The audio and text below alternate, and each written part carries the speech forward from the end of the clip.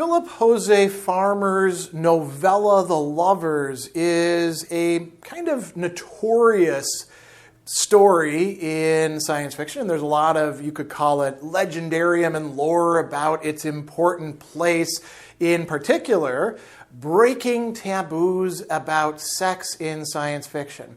Now, what does that actually mean? And is that really the case? Or is that something that people say and then other people pick up on that and everybody keeps saying that? There's a number of ways we can approach this. One is by looking at the field of science fiction and perhaps even expanding it to fantasy and horror and other speculative fiction, closely related genres, and saying, well, what's the status with sex in that prior to The Lovers? And that's one thing that we'll do. Another is to actually read the novella rather than simply accepting what other people have to say about it and see how much sex there actually is in it. And then when you do that, you start making important differentiations about what do we mean by sex in science fiction. What different kinds or ways of bringing up or referencing or using sex are there? And then perhaps in some of those ways, Farmer's work could be quite astounding. The other thing that I think you can do is to look at reviews, both contemporary and a little bit later, of this work and see whether people were so absolutely astounded by it and saying the veil has dropped from our eyes. Now we can actually talk about these topics that we've kept submerged for so long. I didn't know we could do that. Or whether it's a little bit, more mundane, positive reactions mostly, but not quite so over the top. And let's remind ourselves a little bit about the history, right? So this is a story that gets published originally in a shorter form that has, more of the lover aspect, or at least the same amount of the lover aspect as in the later version, and a little bit less of the world building involved. It gets published in Startling Stories in 1952, and then expanded in 1963 with more material, more world building, which is actually quite excellent in this story about the Sturch back on Earth, the whole religion and philosophy and way of life associated with the Hijack Alliance, and the world of Oz again, and the different species that are living there. So that's something important to keep in mind. We're talking about early 50s. A lot of people associate the 1950s with, across-the-board sexual repression, as many people mistakenly also do with Victorians. But all you have to do is read some of the other literature of the time to realize that that really wasn't quite the case. There's this trope of breaking the taboo, and we need to think about what that means. Does that mean that there wasn't any actual sex in sci-fi? That it was just something not only not allowed, but you couldn't even talk about the not being allowed? Or was it that there were certain lines that you weren't supposed to cross and they varied from place to place? Whatever we can say, the response to The Lovers was generally quite positive. If there really was a strong taboo, you would have expected to see it decried from the rooftops and the pulpits and pick whatever else you want. That didn't happen. Instead, it gets a Hugo Award in 1953. So clearly the science fiction community likes what it's seeing. And it gets a lot of praise. There's some criticism. Not all of the criticism has anything to do with sex. Some of it is just, we didn't like the story. So let's think about this idea of the taboo. Now, this is, a word that we use in our contemporary parlance to mean some sort of prohibition, or to say that it's the things we don't talk about, right? And was there really a taboo against sex in science fiction or in speculative fiction more broadly? If you were to go and look at the pulp sci-fi covers, you sure wouldn't think that there was any sort of taboo, because one of the favorite thing of pulp artists is to have a nearly naked woman, often in, rather revealing or suggestive postures, front and center on the cover, sometimes being menaced by a monster, sometimes being saved, sometimes, kissing the hero, all sorts of things like that, sometimes being the threat herself, right? So, sci-fi covers, we could say, well, don't judge a book by its cover, or a magazine for that matter. Maybe the covers are much more graphic and the contents are a lot tamer. And that generally was the case, but I would suggest that you actually take a look at some of those covers to get an idea about whether sex was on the mind of anybody in reading or writing or editing these stories. And I think the answer is yes. We also can see that The Lovers is definitely not the first science fiction story in the 20th century where sex is referenced or even thematized. And, we can think of some pretty famous examples. If we want to think about, is apocalyptic or utopian or dystopian fiction something different from sci-fi, or do they overlap to some degree? If they overlap, Brave New World, right? Definitely talked about in there. I would say even thematized as a central part of the society being depicted there. We could also talk about, C.L. Moore's very famous Shamblo and some of her other stories as well in that time. We could think of plenty of other authors. Olaf Stapleton has people having sex in his stories. So, C.S. Lewis obviously is referencing it in his space trilogy in That Hideous Strength. Is there really a taboo in the sense of like an across-the-board moral prohibition? Clearly not. I guess we could talk about the degree to which sex is, in fact, being referenced. How are we getting descriptions of people? We get lots of descriptions of people in terms of what might be called their bodily characteristics that pertain to sex. Lots of descriptions of women's figures and the virility of men. Maybe they're not actually having sex, although there's lots of other scenes as well where they kiss and then, basically fade to black and we know what's coming next, right? Sometimes they're having kids. So I don't think that we can say that there's anything that's really a taboo in a strong sense. But why is this coming up then? Well, we should actually think about The Lovers. What's going on in there?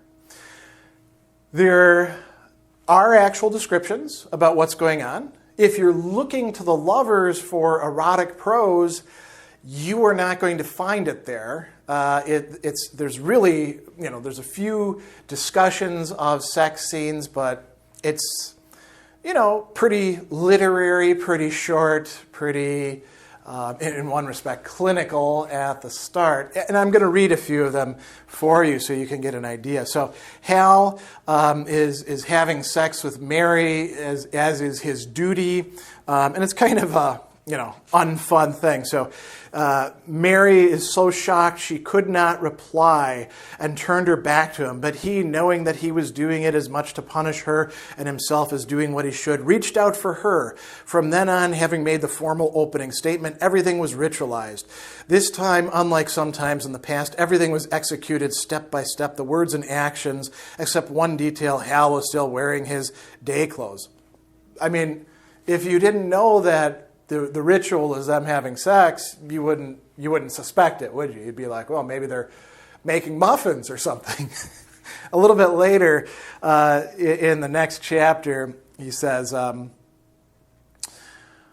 afterward, laying on his back, staring into the darkness, Hal thought, as he had many times before, what was it that cut through his abdomen like a broad, thick steel plate and seemed to sever his torso from his hips? He was excited in the beginning. He knew he must be because his heart beat fast. He breathed hard, yet he could not really feel anything. And when the moment came, He experienced only a mechanical action. His body carried out its prescribed function, but he felt nothing of that ecstasy which the forerunner had described so vividly. A zone of unfeeling, a nerve-chilling area, a steel plate cut through him.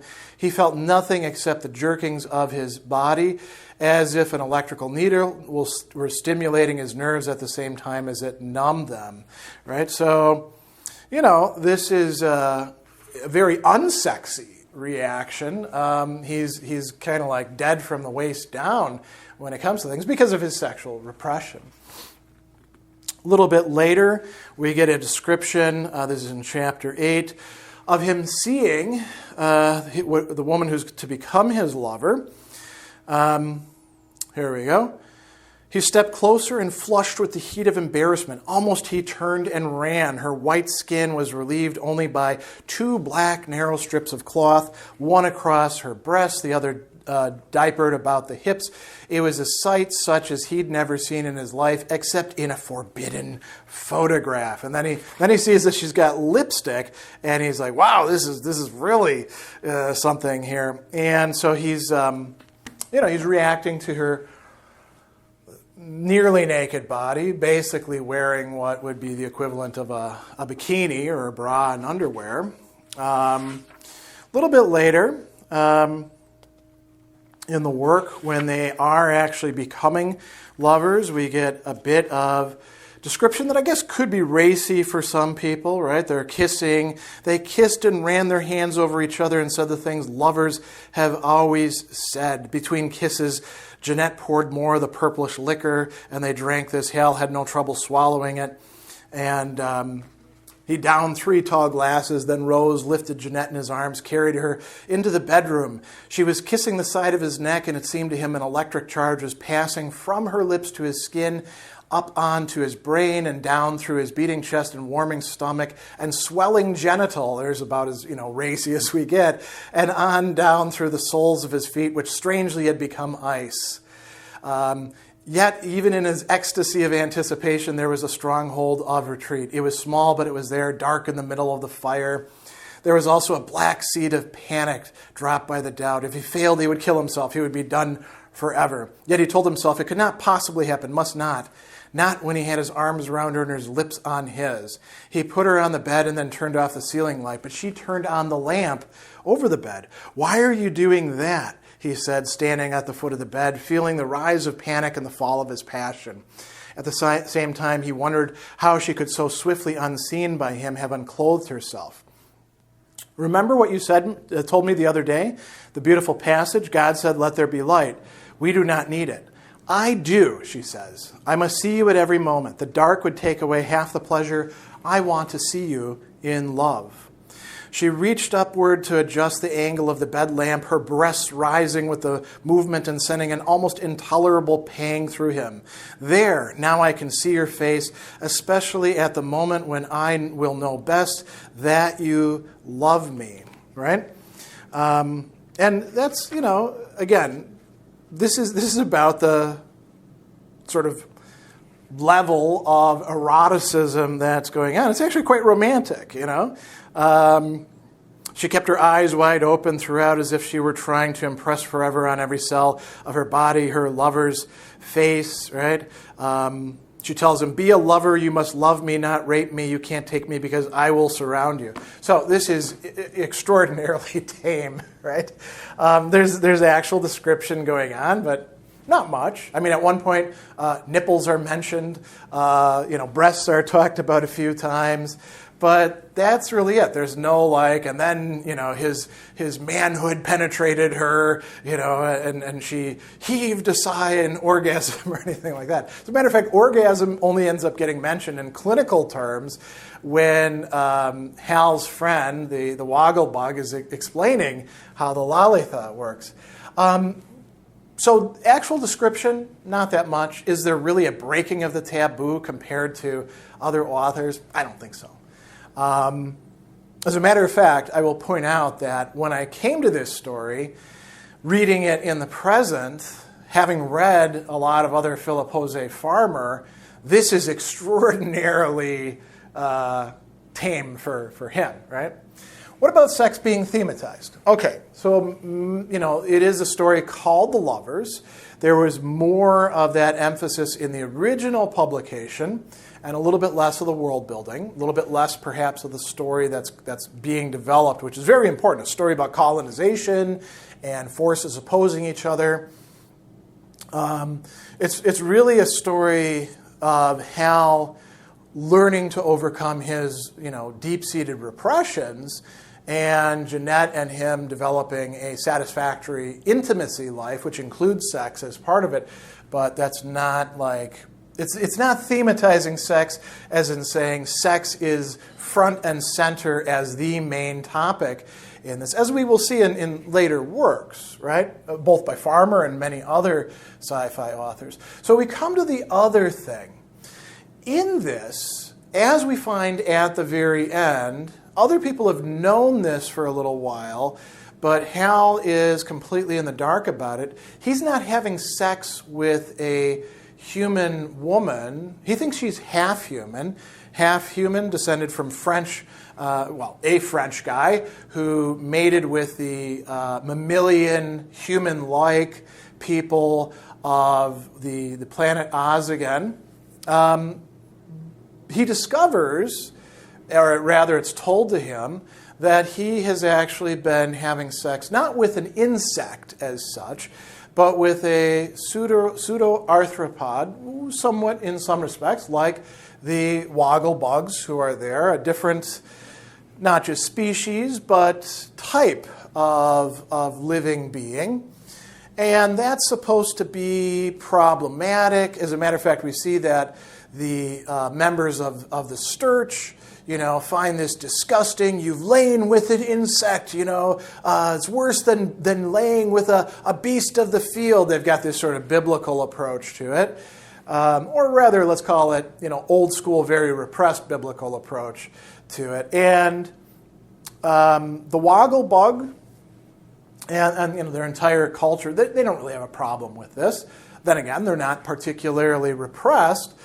And Hal himself turns out to be fine with it. Unfortunately, Jeanette did not trust him enough because of his repression to tell him about it while they were involved and getting to know each other and becoming intimate and having sex and eventually not quite impregnating her, she's already impregnated, impressing his genes visually upon the ova within her. So that's the part I think that probably people were reacting against. And we could ask ourselves in our own time, is this really that big of a deal? In sci-fi or in even any sort of fiction. I mean, we have cartoons these days where we have all sorts of characters who are carrying on love lives, and it doesn't just have to be a mouse with a mouse, a la Disney or something like that. There's all sorts of varieties. We are having discussions about, what we're going to do with sex robots. We have all sorts of, Captain Kirk kind of blew the lid open on having sex with aliens himself, and it wasn't that big of a deal by the time that they got to him. So I think that perhaps when we talk about the taboo is actually something rather confused. The referent is easy to bring up. It's a single word, but what was actually off limits? And was The Lovers the first to actually bring up this idea of humans and aliens? No, because C.L. Moore Chamblot is already introducing that she's a different species. So I think that we can talk about there being a taboo, but we probably have to be much more careful in thinking about what this really means. And the degree to which The Lovers has a real taboo to be the first story to break, we might want to see it rather as an important point within a much broader set of developments within the world of English-speaking science fiction.